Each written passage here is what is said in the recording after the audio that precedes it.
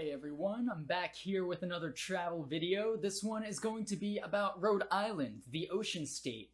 Now before I go on, I'm from New Jersey, so I think it's kind of confusing that Rhode Island is called the ocean state when we have many more miles of coastline. I'm not jealous, I just think that's weird. Now I have a lot more states coming out this year, so remember to subscribe for more. Rhode Island has an official name. It's the State of Rhode Island and Providence Plantations. Now that's a big name for the smallest state. We all know that Rhode Island by land area is the smallest state, and even from the ground you can tell. Out of the many times that I've been to New England, it's a really easy state to miss. You have to be trying to go through it. In fact, I never had to go through it on a GPS route until I had to pick up my friend in southeastern Massachusetts off of Route 95.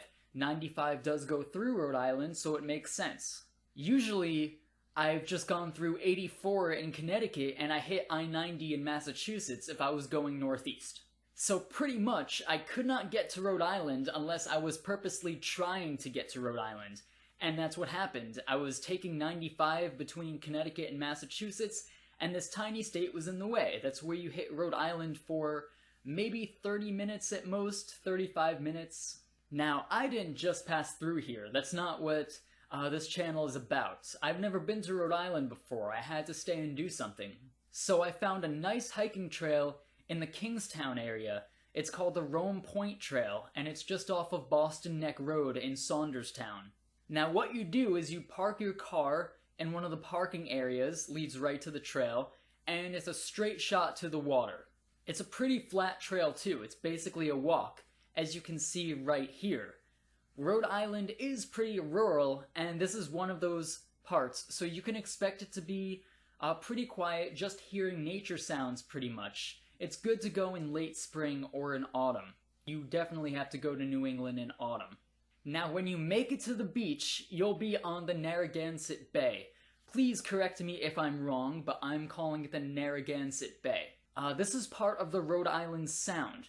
There are a few island parts here, if you look out to the east, but you're also looking in the direction of Massachusetts. Rhode Island is kind of tucked away between Connecticut and Massachusetts. It also borders New York on the water. The Block Island Sound is on the way to Long Island. So if you look to the right, that's looking to the south, you can see the Jamestown-Verrazano Bridge, which I'll show you right here. This goes over to Jamestown. It's a pretty cool bridge, about 1.5 miles long. Now this was a nice beach to go to. It was almost empty except for a couple of people walking around. I don't think anybody swims in this water. Granted, I still went in early to mid-June, but the shoreline is a bit rocky, and the shore is mostly seashells.